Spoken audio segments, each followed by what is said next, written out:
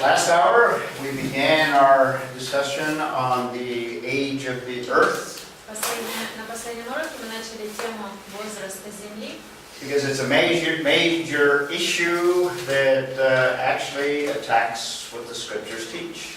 потому что на самом деле это один из основных вопросов, который атакует то, чему учит Писание. Evolution tries to eliminate God as creator. В эволюции пытаются люди отвергнуть, исключить Бога Творца. The ideas of an old earth tries to push God as far back and away as possible. И идея о том, что Земле миллиарды лет, тоже это попытка отодвинуть Бога максимально далеко. So, this is an important issue for the believer. Итак, для верующих это важный вопрос. And I've said that this is the third major issue that we have in conflict with the secular world. Как я уже сказала, это один из трех основных конфликтных вопросов с миром. We don't have a conflict with science, we have a conflict with the secular interpretation of nature. С наукой у нас проблем нет. Проблема у нас с толкованием мира той же информации. So let's take a look at this issue. I'm going to look at it from two perspectives. И давайте посмотрим уже эту тему, две точки зрения. Let's first look at what the scriptures seem to indicate in terms of the age of the earth. Давайте сначала посмотрим, что в Писании мы видим о возрасте Земли. So this is the biblical or scriptural evidence. Итак, вот это будут библейские доказательства. And after we complete that, we'll want to look at the scientific evidence. После этого мы разберем научные доказательства. Does science support billions of years? Подтверждает ли наука то, что Земле миллиарды лет? Or does science support a relatively young earth? Или же наука подтверждает то, что Земля относительно молода? So we'll look at both issues, but first of all, let's look at what Scripture teaches. Давайте сначала начнем с Писания. And the starting point will be Genesis 1 and the Hebrew word. Итак, первая наша тема будет Бытие, 1 глава и еврейское слово «день». So let's take a look at what the meaning of Yom actually is. Итак, давайте посмотрим, что же означает слово «йом» на иврите. So what is the term Yom? Итак, что же означает термин «йом»? And if you do a word study, this is the Hebrew word there, if you do a word study on it, Если вы изучите, разберете это слово, in your Bible study, the starting point of any word study is to try to find the primary use of any word. итак, если вы изучаете любое библейское слово, вам нужно найти его основное значение, And исходное значение. biblical hermeneutics teaches that if a word is used consistently in one way, В библейской герменевтике считается, что если какое-то слово используется определенным образом, then you have to have good reason from the biblical text to take it in any different way. if In a it's different not way. used in If it's, yeah. Если слово не используется каким-то определенным образом все время, то тогда можно. If it's not used in any particular way, then we can take it in If there are not details in the text that indicate that the writer is using it in a different sense. Если нет никаких деталей в тексте, что слово используется каким-то конкретным способом, то тогда мы можем считать сами, как оно используется. Then you accept and believe that the author is using it in its primary usage. То есть, если ничто не указывает нам в это конкретное значение, а другое специфическое, то тогда можно считать, что слово используется в своем изначальном обычном смысле. Now the Hebrew word occurs over 2,000 times in the Hebrew text. Вот это еврейское слово встречается более 2000 раз в еврейском тексте. 95% of the time it's used in the sense of a day in the way that we think of it, a solar day. 95% вот этих использований это значение обычного солнечного дня. So 95% of the time in Scripture, in the Old Testament, it's used of 24-hour period of time. Итак, 95% это обычный 24-часовой день. So, when you go to Genesis 1, you have to think, is Moses maybe using it in a different way? Итак, когда мы открываем Бытие 1, нам нужно подумать, использует ли Моисей как-то по-другому это слово здесь. And personally, I don't see him using it in any way other than the primary use of the word. И лично я не вижу ничего иного в том, как он использует это слово здесь. In fact, the details of the text seem to keep reinforcing this primary usage of a solar day. И даже определенные детали, которые есть в тексте, указывают на то, что как раз он использует в обычном смысле солнечного дня. The only reason that Christians want to make this something other than a day Единственной причиной, по которым христианам хочется, чтобы это слово означало что-то другое, is not because there's anything in Genesis 1 that drives you in that direction. эти причины не в Бытие 1. Там нет ничего, чтобы нас подтолкнуло к этому. The only reason is because of the pressure that science seems to put on the issue of time. Единственная причина для этого это то, что наука пытается давить на христиан, чтобы мы признали, что там что-то какое-то другое время. It's not because of exegetical reasons, it's because of outside external pressure. Не из-за экзегетических, не по экзегетическим причинам, а из-за внешнего давления. Because if you look at the context in Genesis 1, everything in the context, the details, indicate that it's talking about a solar day. И если посмотреть на контекст, то все, что в контексте, вы видите, указывает нам на то, что это обычный солнечный день. For example, when the word is used with qualifying phrases or words, Например, если это слово используется с какими-то другими определяющими словами его, it supports the idea of a literal solar day, the primary use. то это тоже подтверждает, что слово используется в обычном своем смысле обычного дня For солнечного. example, in verse 5, Moses says evening, morning, day 1. Например, в 5 стихе Моисей сказал «вечер, утро, первый день». That's a qualifying phrase that he uses consistently in Genesis 1. Вот это одна из таких определяющих фраз, которые он использует в Бытие 1. When we use the phrase evening, morning, we're talking about a regular day. И когда мы говорим вечер, утро, то мы обычно используем такие слова, когда говорим об обычном дне. And there's other qualifiers that he uses that indicate he's using it in a primary sense. И другие описания этого дня он использует, которые тоже указывают на то, что это обычный день. When the word is used in the plural or with a plural, Также, когда слово используется в множественном числе или вместе с какими-то другими словами. it is generally referring to days in the sense of literal days, То обычно речь идет об обычных, буквальном смысле дня, not in the sense of ages. не в смысле веков каких-то. So the Hebrew term, if you look at it in its context, seems to indicate a solar day. И так похоже, что сам термин в своем контексте показывает, что речь идет об обычном дне. That's the term itself, the Hebrew term. Итак, это уже сам термин еврейский. Secondly, the way that Moses is using the word, he seems to define it for us so that we not get sidetracked. И также похоже, что сам Моисей дает нам объяснение своего термина «день», чтобы мы вдруг не поняли как-то неправильно. In hermeneutics, you have a principle that occurs several times in the book of Genesis. И в герменевтике есть один принцип, который несколько раз мы видим в Бытие. It's called the law of first use or first occurrence. Называется он «закон первого использования». When a word or a concept first appears in Scripture, Когда какая-то концепция впервые появляется в Писании, oftentimes you have an explanation of it or you have a definition of it. очень часто дается ее объяснение или определение. And I think we have that sort of thing in terms of the term day. И мне кажется, то же самое мы видим и с этим словом «день». That's verse 5. Это 5 стих. In verse 5, God called the light day. In other words, the daytime light is called day. Итак, в 5 стихе Бог назвал свет днем, то есть светлую часть дня. And the darkness he called night. А тьму назвал ночью.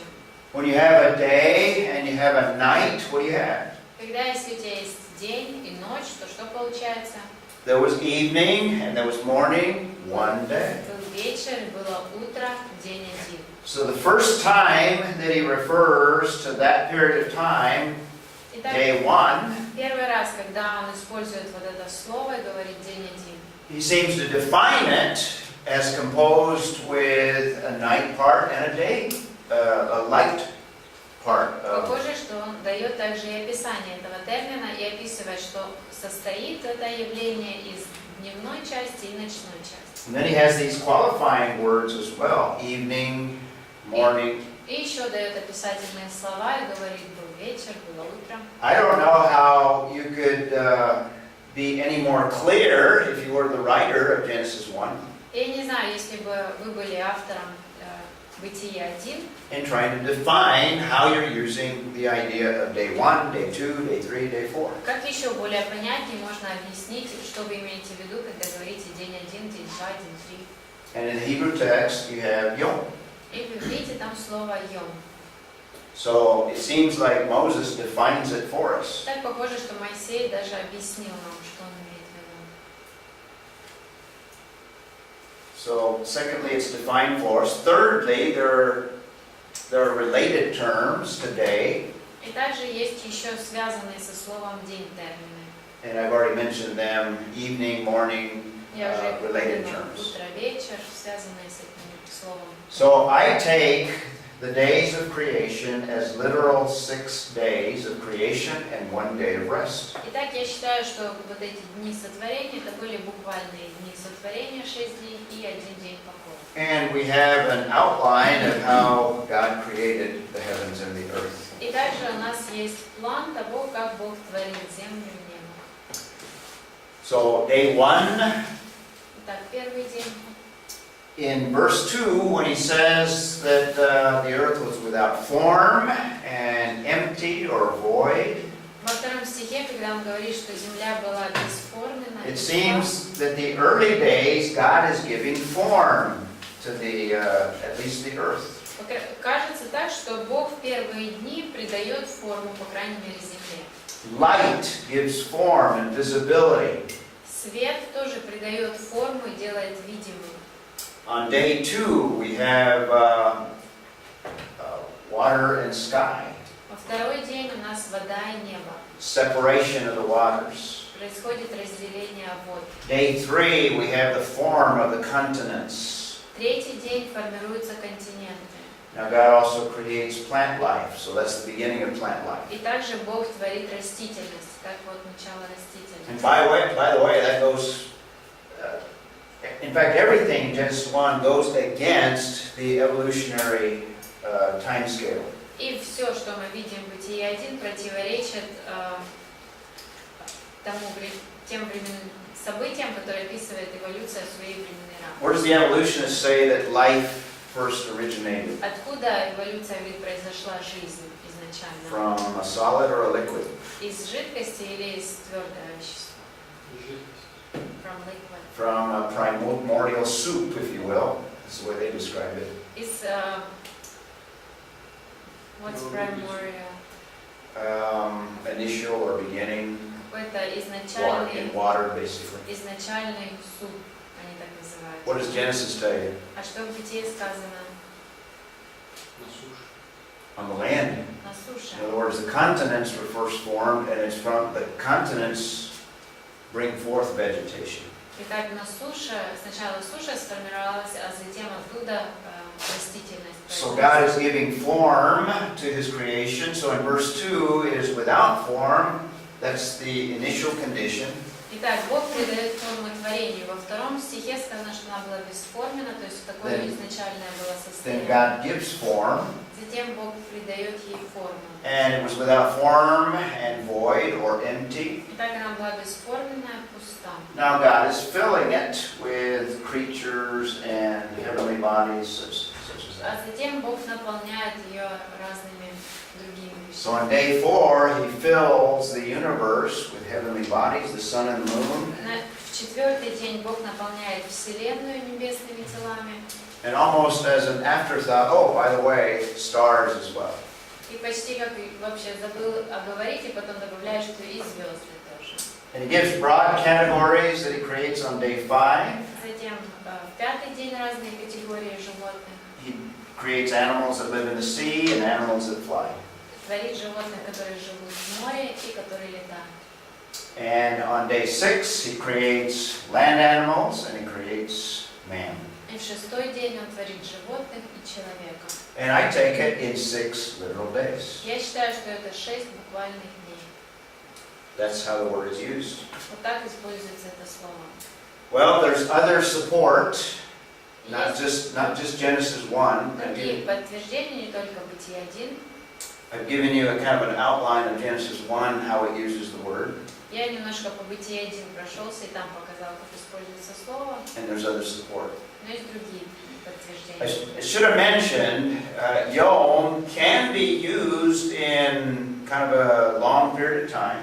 Должен был упомянуть, что слово «йом» используется также и по отношению к долгим периодам. But it doesn't seem to be used that way in the book of Genesis 1. Но похоже, что в Бытие 1 так он не используется это слово.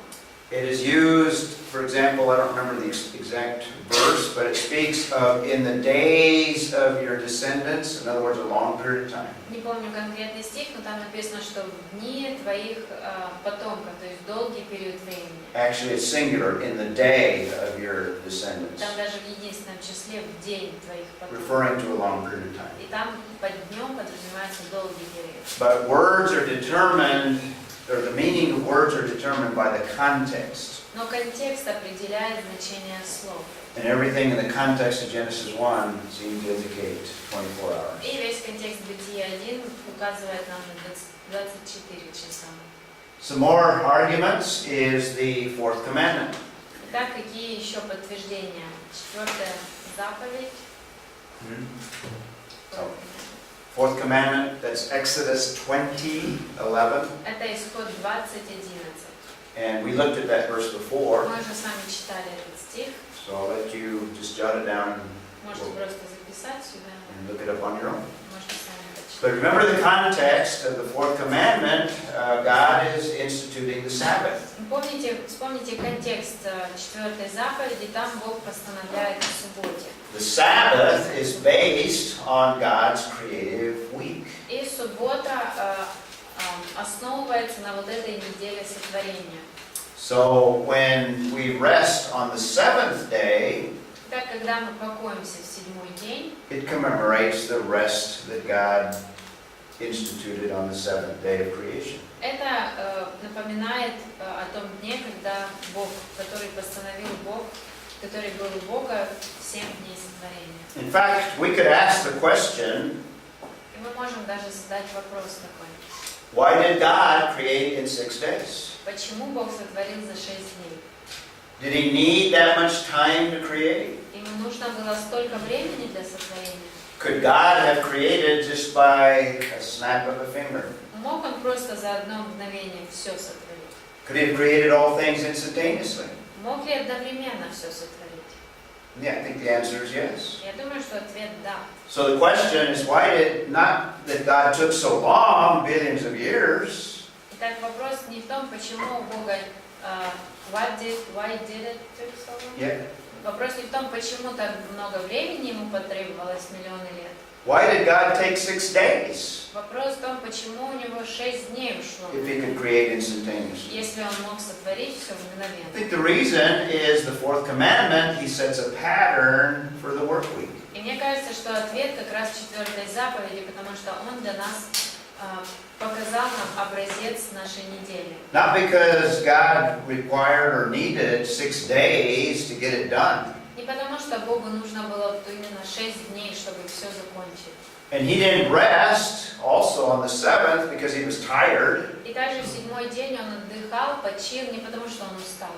God as creator is omnipotent. He has all power, doesn't get tired. Бог, он творец, он всемогущий, у него есть вся сила, так он не устает. He's immutable, which means he doesn't change to be tired and not tired. Также он неизменный, это означает, что он не меняется, он не может устал, потом не устал.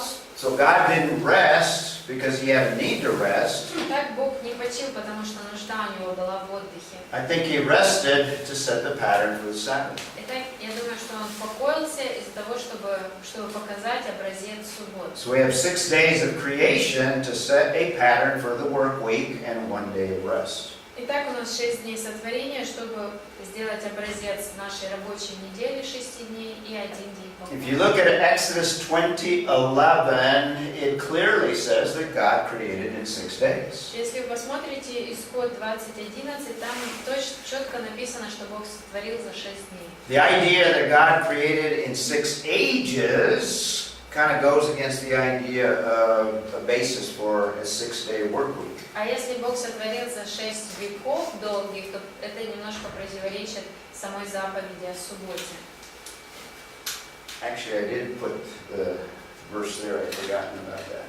И вот этот стих, я забыла, что он тут есть. Notice it says, in 6 days, Видите, написано, в 6 дней the создал. Lord made the heavens and the earth. Создал Господь небо и землю.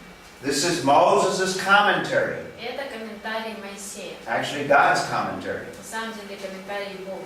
If there were ages, Moses could have said, God created it in 6 ages, but he says 6 days. Если бы это были века, то Моисей мог бы сказать, что это были 6 веков долгих. And obviously not just the earth, the sea, and all that is in them. И сотворил не только землю, но и море, и все, что в них.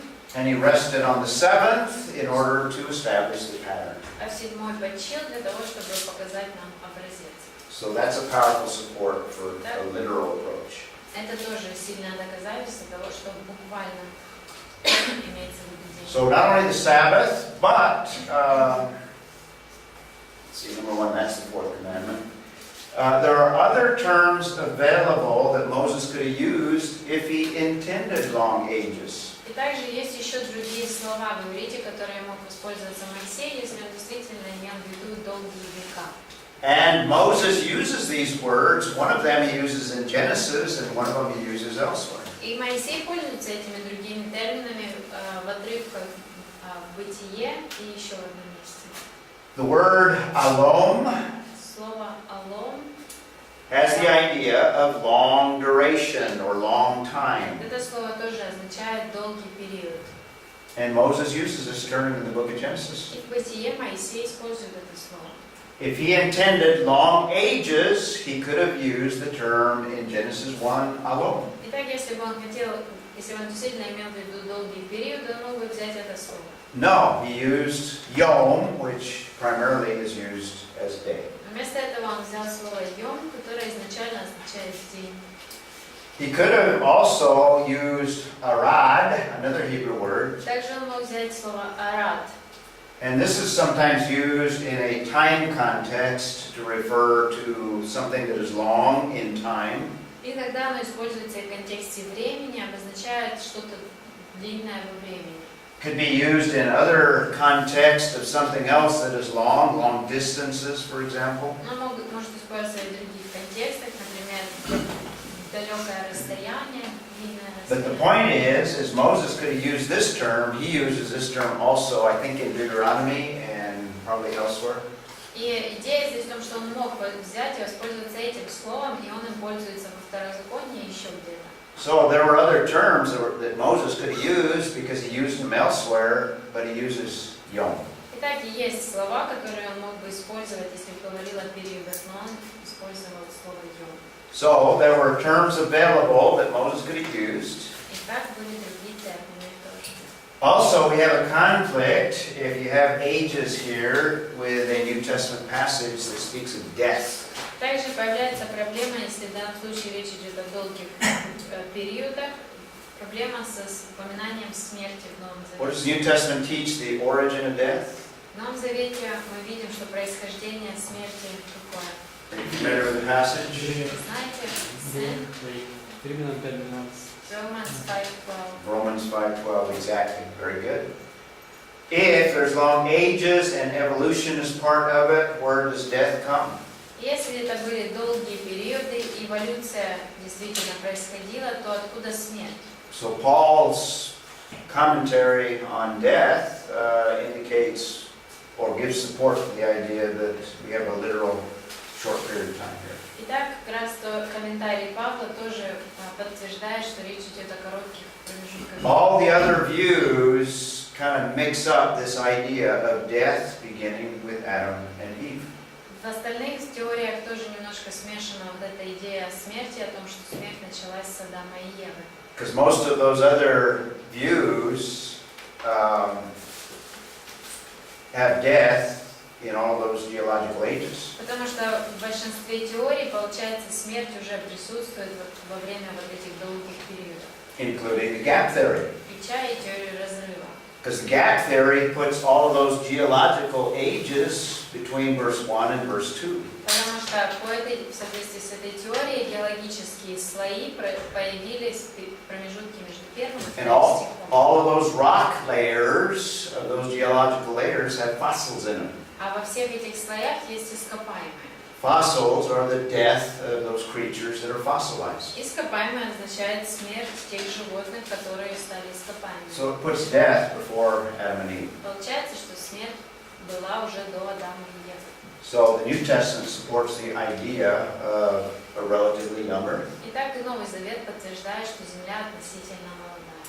Jesus himself, he referred to the beginning, and he puts the beginning in Mark 10 in relationship to Adam and Eve. И в Марка 10 Иисус тоже говорит о начале, и начало он считает было еще когда Адам и Ева были. When he refers to the beginning, he is basically eliminating long ages. Когда он упоминает это начало, он по сути отвергает идею о длинных периодах. Adam and Eve were there on day 6. That's the beginning. Адам и Ева были уже в шестой день. Вот это и есть начало. The original creation was in a very defined period of time. Так изначальное творение было уже в самое оговоренное время. So Jesus Christ, I think, had a young earth viewpoint. Я думаю, что Иисус придерживался взгляда молодой земли. There's nothing in the teachings of Jesus that indicate that the earth is billions of years old. Ничего в его учении не указывает на то, что Земле миллиарды лет.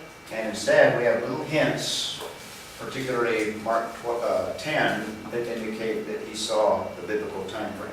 И даже есть такие намеки, как Марка 10, что он как раз библейски смотрел на временные рамки. Okay? Well, that's the biblical evidence. Так вот, библейские доказательства. Biblical evidence that supports a relatively young earth. Так, библейские доказательства подтверждают относительно молодой возраст Земли. If we had more time, I could develop a biblical chronology. Если больше времени было, я бы хотела рассказать вам хронологию библейскую. Using the genealogies that you find in Genesis 5 and Genesis 11. Используя те родословия, которые у нас в Бытие 5 и в Бытие 11. And if you take a conservative look at the numbers, Если консервативно воспринимать все цифры, you come up with a date of about a little over 4000 BC. то получается примерно немножко больше, чем 4000. In fact, the number that I calculated was about, for creation, was about 132, I believe. Так, я подсчитала, у меня получилось 4132 тысячи. Bishop Usher, which is a popular number, was 4004. 4004 это число предложил, is it the name or you said bishop? That's his name. His name, he was a bishop, but his name was Usher. И Ашер, это епископ Ашер, выдвинул известный человек такой возраст. And even if you introduce some gaps, you're not going to come up with 4.5 billion. Даже если какие-то еще промежутки туда вставить временные, все равно не получится 4,5 миллиарда. We're talking about magnitudes in difference. Это просто невероятная разница в цифрах. So that's the biblical evidence. Так вот библейские доказательства. Let's take a look at the scientific evidence for a relatively young earth. А теперь давайте посмотрим научные доказательства молодого возраста Земли. I've got some numbers here from another world-class scientist. И у меня есть некоторые данные от еще одного известного в всем мире ученого. He's a physicist that also worked in one of the national laboratories in my country. Это физик, который работал тоже в одной из национальных лабораторий в моей стране. In fact, he became a good friend of mine because he worked in the same city as Sandia National Laboratories. И он стал хорошим другом моим, потому что работал в лаборатории, которая была в моем городе. He's a solid believer in Jesus Christ. И он верующий в Иисуса Христа. He does apologetics. И занимается апологетикой. He does scientific apologetics. Занимается научной апологетикой. And he defends the inspiration and inerrancy of Scripture. И он защищает богодухновенность и безошибочность Писания. In fact, some of the information I'm going to present to you comes from him. И часть информации моей как раз от него я получаю. He's done a lot of research in terms of the age of the earth. И он много исследований провел, изучая век, возраст Земли. These are his numbers, his estimates. И это его данные, его подсчет. He says the evidence that supports a relatively old earth, there's only about 10% of the scientific Он evidence. говорит, что среди научных доказательств лишь 10% подтверждают старую Землю. If 10% supports a relatively old earth, Итак, если 10% подтверждают старую Землю, how much evidence do you think he would say supports a relatively young earth? как вы думаете, сколько процентов, по его словам, подтверждает молодую Землю? Obviously, Очевидно, 90. 90, obviously. So 90% of the evidence, according to Russ Humphreys, Так, 90% доказательств, по словам Расса Хамфри, supports a relatively young earth. подтверждают относительно молодую Землю. Okay, so there's actually far more evidence that supports the biblical time frame than there is evidence that supports the secular time frame. Итак, намного больше доказательств, которые подтверждают библейские временные рамки, а не мирские. Now this evidence you don't hear about in the church. In fact, that's why the church is intimidated. Но в церквях о таких доказательствах вы не услышите, поэтому церкви и боятся. This evidence is available on the internet and elsewhere. Но доказательства эти можно найти в интернете, в других местах. In fact, I need to give you some websites. Remind me before we're done. И напомните мне, чтобы я вам назвал несколько сайтов, перед тем, как мы закончим. In fact, I've got a bibliography sheet that I need to leave with you as well. И также у меня есть список литературы, который я хотела бы вам раздать. That has these websites Там перечисленные сайты. that have a lot of the information that I'm presenting to you and more. Есть много, даже больше той информации, которую я вам представляю. A lot of resources. Много очень ресурсов. So remind me to get that for you. Так напомните мне, чтобы я вам раздала. Also remind me at the end of class about the exam tomorrow. И также напомните в конце занятий об экзамене завтра. So let's take a look at the evidence. Давайте посмотрим на эти доказательства. First of all, let's ask a question. Давайте сначала зададим такой вопрос. How do scientists date the rocks in these geological layers? Каким образом, на основании чего ученые ставят возраст, даты камням вот в этих слоях? How do you think they date rocks? Как вы думаете, как они каменным Rocks породам that come out of ставят, the race, определяют возраст? rocks that come out of the earth in order to come up with some estimates for the age of the earth. Итак, на основании возраста вот этих каменных пород можно определить возраст Земли. Any suggestions? С помощью ископаемых. On the basis of fossils? Yep, he gives the answer right off the beginning. Да. Very good. Правильный ответ. Exactly. It's not by anything about their appearance. Они не смотрят на их внешний вид, It's not on the basis of any characteristics of the rocks. не рассматривают какие-то характерные черты. For example, not based on mineral content Они не смотрят состав минеральный, or anything related to its structure, the structure of the не rocks. смотрят на структуру этих Even камней. not based on rocks adjacent. И даже не смотрят на соседние породы. Now, the common answer that is given in terms of dating of the rocks is radiometric dating. И радиометрическое измерение вот это то, что используется для того, чтобы определить возраст камня. But rocks are not dated even on the basis of radiometric dating. Но даже не используется вот этот способ, чтобы определить их возраст. Bo was absolutely correct Вова полностью правильно сказал. in that they're not based on any physical characteristics of the rocks themselves, Не учитываются никакие физические характеристики but самих they're камней, dated on the basis of what fossils are contained within those layers of rock. а на основании тех ископаемых, которые содержатся в определенном слое. That's the issue. Вот, That's the problem. вот это же и проблема. And the fossils obviously are arranged according to that chart I've been showing you. А ископаемые располагаются в соответствии с той таблицей, которую я вам показывала, Based on evolutionary thinking. которая основывается на мышлении эволюции. But if evolution is a false concept, Но если эволюция – это ложная концепция, and if that geological column is a distortion of reality, и если вся эта таблица со слоями – это тоже искажение реальности, because the geological column is based on evolution, потому что вся эта таблица основана so if evolution is wrong, so is the geological column wrong, Итак, эволюция неправильная, так и эта таблица неправильная. then the secularists has a problem with the dating of rocks. И получается тогда и проблема у них с тем, как они ставят возраст породы. But that is the case, that is the facts, that's how rocks are dated. Тем не менее, именно так определяется возраст. Well, what data do we have available in order to determine the age of the earth? Итак, какие данные у нас есть, как мы можем определить возраст камней? Can you think of Земли? categories? Можете придумать какие категории? I should include this one last, but we have biblical revelation. Ну, у нас есть библейское откровение. This is ignored by the secularists. Это то, что игнорируют ученые в мире. In fact, this is discarded, and not ignored, but actually discarded by the evolutionary humanistic secularists. Они не просто игнорируют, они полностью отвергают это.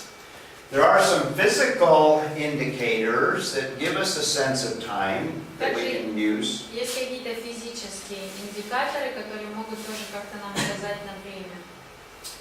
What about documentary evidence? Еще документальные доказательства. Well, this only goes back to human history and human records. Но вот это уже только касается человеческой истории и тех записей, которые были сделаны. And these records only go back to about 2000 BC. А записи у нас есть только с 2000 года до Христа. Now, some would put that age further back, but personally, I think about 2000 is. Некоторые считают, что даже раньше, но я лично считаю, что около 2000. Well, we can use primarily some physical evidence, but we will also use revelation. Так мы можем прежде всего использовать физические какие-то доказательства, но также и откровения. And we'll let the biblical revelation guide us and set a framework for us. И мы попробуем, постараемся, чтобы библейское откровение направляло нас, To evaluate some of the physical evidence. когда мы будем оценивать физические доказательства. Okay, let's first of all take a look at the 10% that the secularist depends on. Так, давайте сначала разберем те 10%, на которые полагаются, которым доверяют неверующие. This is all the evidence that you ever hear about in the media. И вот это единственные доказательства, о которых можно прочитать. That 10% that supports the idea of a relatively old Вот earth. эти 10%, которые подтверждают Старую Землю. And from that 10%, one area that is used is what's called radiometric dating. И одним из доказательств считается радиометрическое датирование. But that's not the ultimate determiner of the age of rocks. Но это не окончательное определяющее.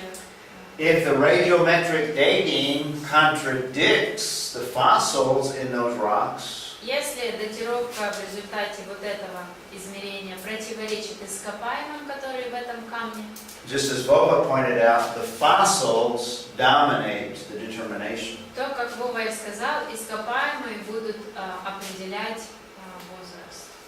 Now there are different dating methods that are available today that have been developed, И сегодня уже были придуманы разные способы измерения. and I'm going to discuss a little bit of them and show some of their problems. И я немножко хочу их обсудить, покажу проблемы в каждом из них.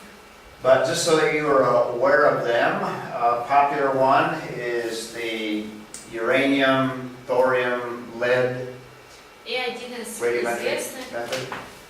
на основании с использованием урана, тория, свинца. Now, if you understand nuclear physics Если a вы little bit, понимаете ядерную физику чуть-чуть, let me explain very briefly what happens. то я очень вкратце вам объясню, что происходит. Uranium, obviously, is an unstable isotope, is what it's called. Уран – это нестабильный изотоп, It's an unstable element. нестабильный элемент. It gives off radiation. Он от него исходит радиация. And when it gives off radiation, it is changing, if you will. И по мере излучения этой радиации он меняется. It is changing from uranium, first of all, to thorium. И из урана он меняется на торий.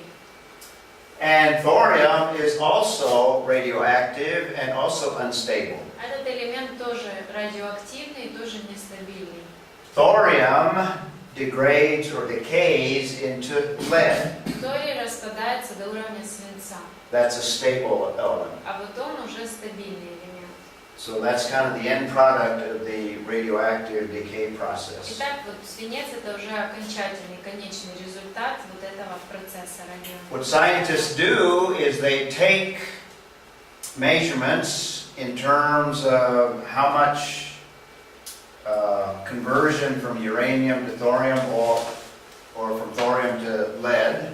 Итак, что ученые делают? Они измеряют, насколько сильно уже перешел уран в торий или торий в свинец. And they know, at least they think they know, the rate of decay, that's called the half-life. И они считают, что таким образом они знают уровень распада полужизни. So if there's a material that contains uranium and obviously some thorium and lead in it, Итак, если есть какой-то материал, в котором есть уран и какая-то часть тория и какая-то часть свинца, by comparing the ratio that is there at what stage of decay is present, они измеряют, какое соотношение этих элементов, чтобы определить степень разложения. gives you an indication of age. И вот на основании этого они предполагают, какой возраст. Now you think, well, maybe that's pretty sound scientific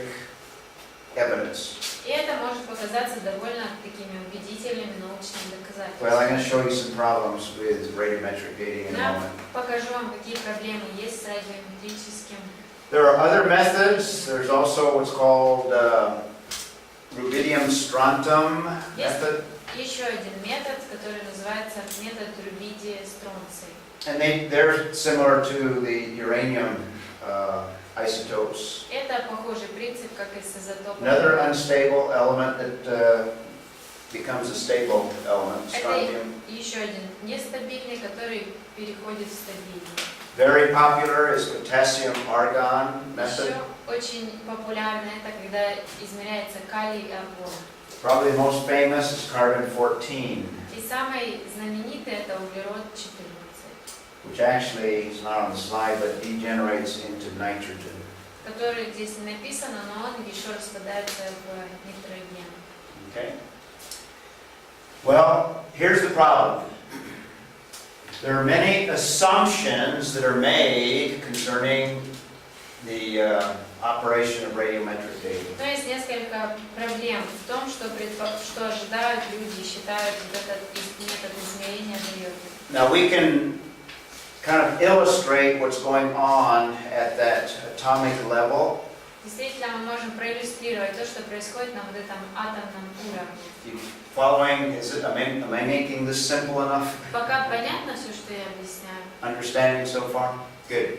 Good. Well, you have these elements that are unstable, that represented by this hourglass. This is an illustration. Это всего лишь иллюстрация. Вверху, например, у нас нестабильные элементы. You're familiar with an hourglass. They use these in time before we get. Вы знаете, Clocks. как эти часы работают. So you have a container full of sand in the top of the hourglass. Итак, вверху есть контейнер с песком.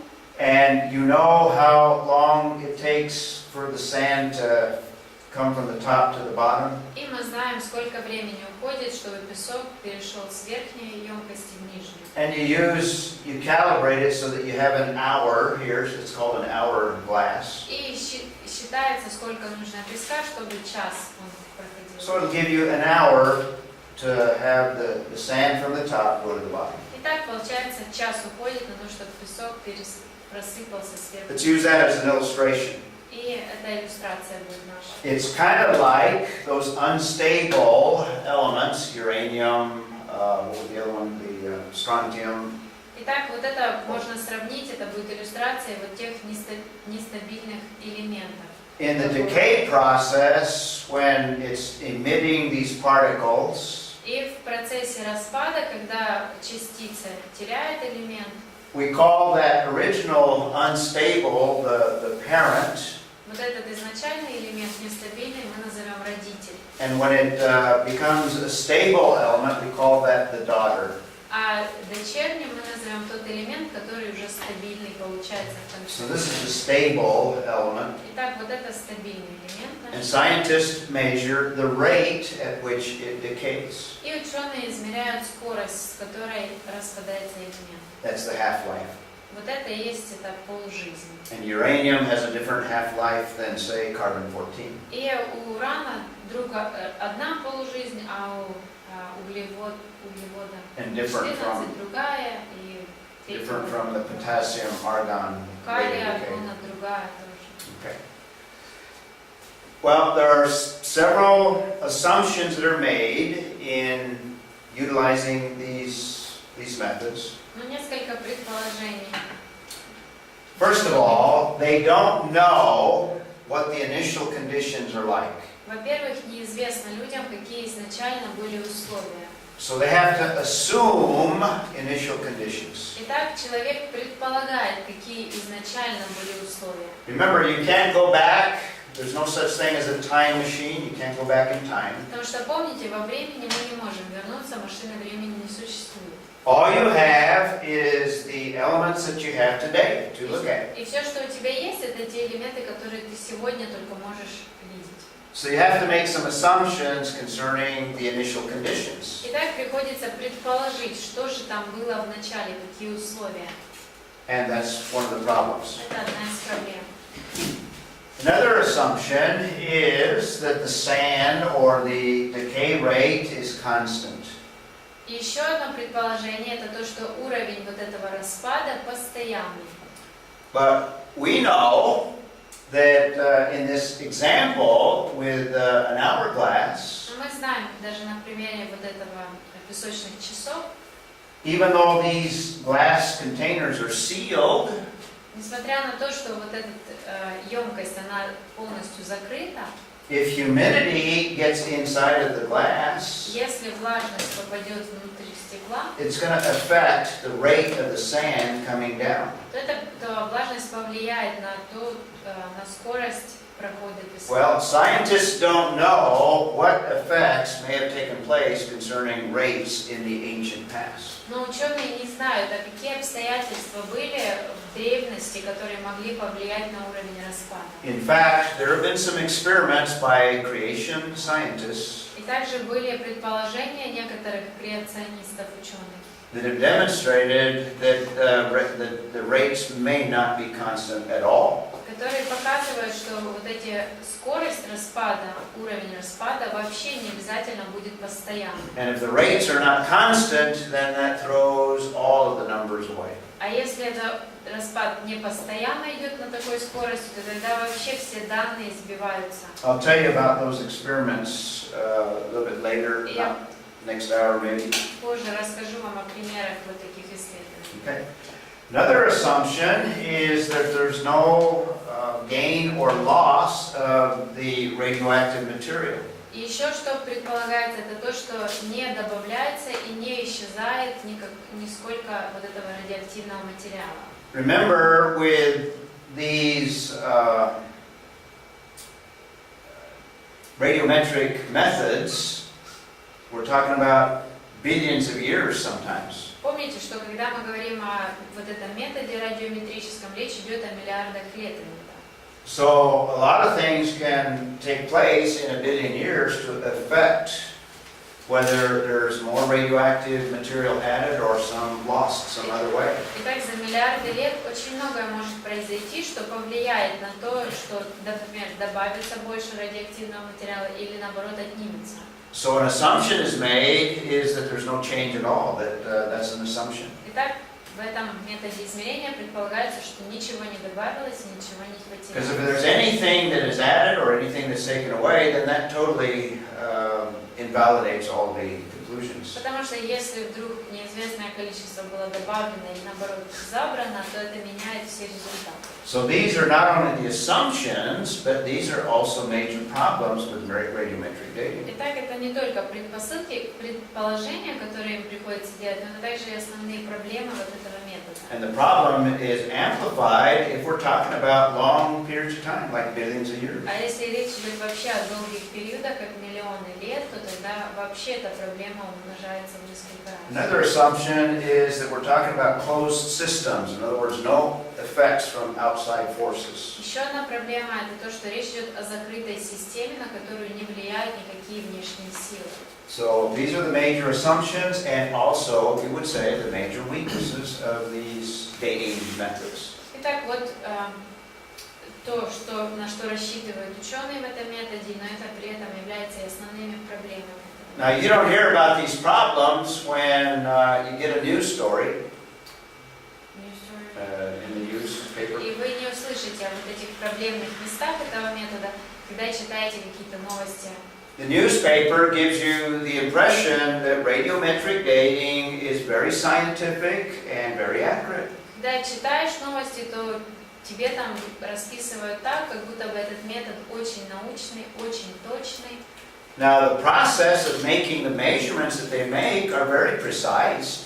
Но действительно сам процесс того, как они измеряют, он действительно очень точный. But in order to believe the numbers that you get, you have to make all those assumptions. Но при этом, чтобы быть уверенным в своих цифрах, получить их, нужно рассчитывать на вот те предположения. Another thing you don't hear when you have a news story И еще что вы не увидите в новостях, is all of the inconsistencies from the dating methods that are used. это разные несоответствия, которые получались в результате вот этого метода. Let me just give you a couple of examples, Я пару примеров вам покажу. and we can give you lots of examples. И можно найти много таких примеров. But first of all, there's a crater called Sunset Crater in Arizona, Например, в Аризоне есть кратер, называется Закат. and methods have been used to try to date when that volcano erupted with the lava. И они пытались проверить и посчитать время, когда же произошло извержение этого вулкана. There is in the lava the radioactive potassium that is converted into argon. И в лаве нашли калий радиоактивный, который распадается в Argon. аргон. Yeah, potassium argon method. Калий. So, using radiometric dating to date the age И для того, чтобы, используя вот этот метод will give you certain values. они получили определенные даты. Now, there's a tradition from an Indian tribe that lives in that area.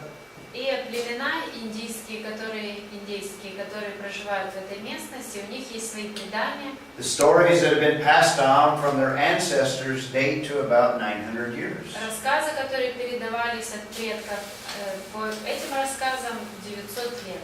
Now, they've also found tree rings that are encased by the lava in some cases. Также Or они trees. нашли остатки деревьев, которые застыли в этой лаве. And they counted the tree rings, and it gives a date of about 1065 И years. посчитав круги в стволе деревьев, они насчитали 1065 лет. So based on this information, you would think that maybe that lava came out of that volcano maybe about 1,000 years ago. Итак, на основании вот этих данных мы можем предположить, что около 1000 лет назад лава вышла. But several samples were taken and tested radiometrically, Но взяли несколько примеров лавы и проверили вот этим методом.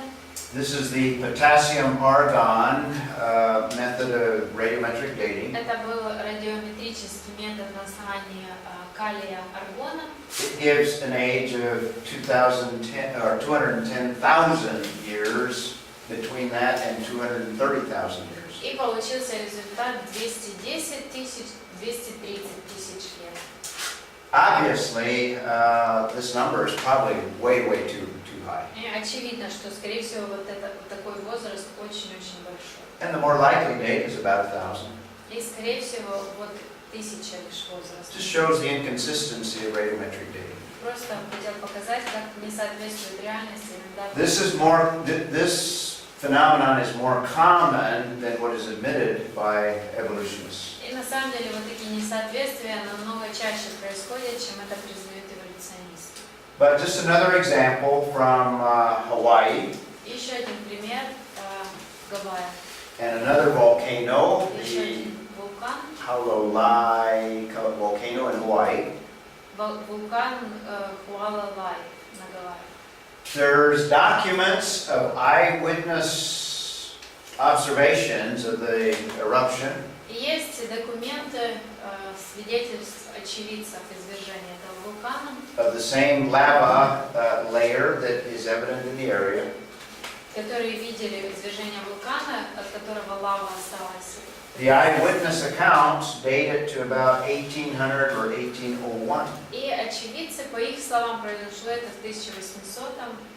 Obviously, that's AD. Is it a date or number of years ago? That's 1800s.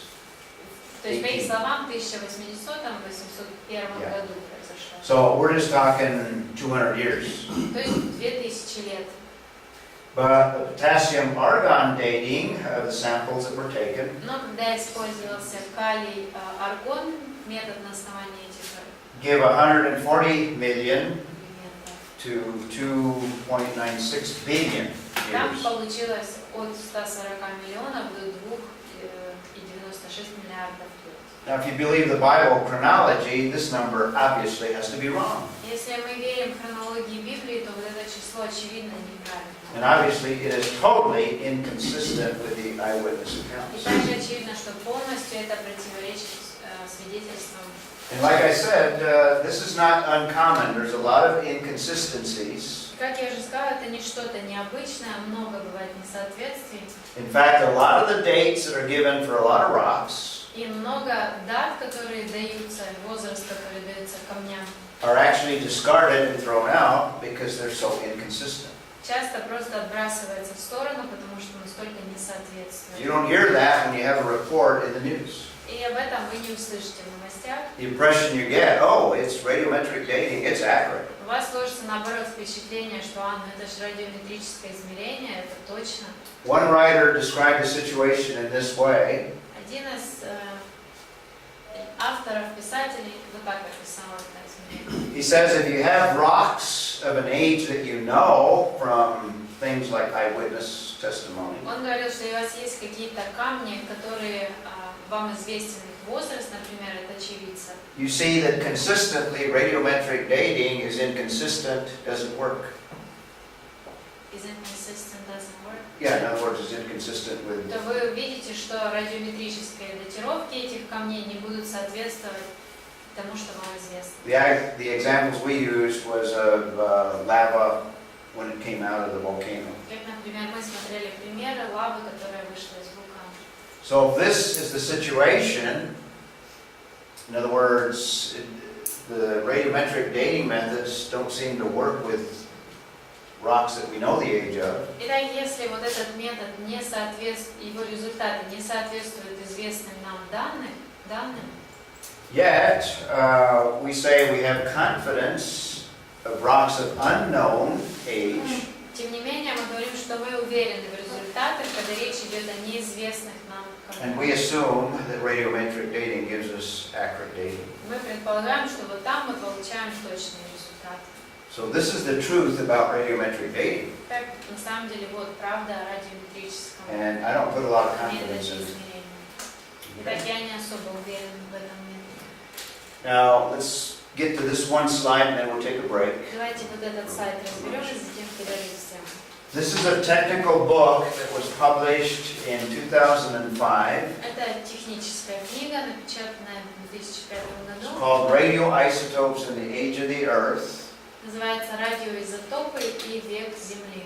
This happens to be probably the biggest research project that Christians have put a lot of money into. Это один из крупнейших проектов, в который христиане вложили много In денег. fact, a few $1 million and a few years of research were done in this whole area. Несколько миллионов долларов и несколько лет велись исследования в этой сфере. It's called the RATE group because it's radioisotopes and the age of the Earth. RATE group. И вот это слово первое, это аббревиатура по названию книги. It was made up of 6 young Earth И scientists в группу исследователей вошли 6 молодых ученых, completed in 2005. изучающих Землю, и завершили книгу в 2005 году. When I say young Earth scientists, believing in the Bible chronology, Наоборот, ученые, которые подтверждают молодой возраст, верят в молодой возраст Земли. it included those 2 friends of mine, the geophysicist and the physicist. Туда входили 2 моих друга, которых я упоминал, геофизики и физики. But it also included geologists and geochemists and others. Также были геохимики, геологи и другие.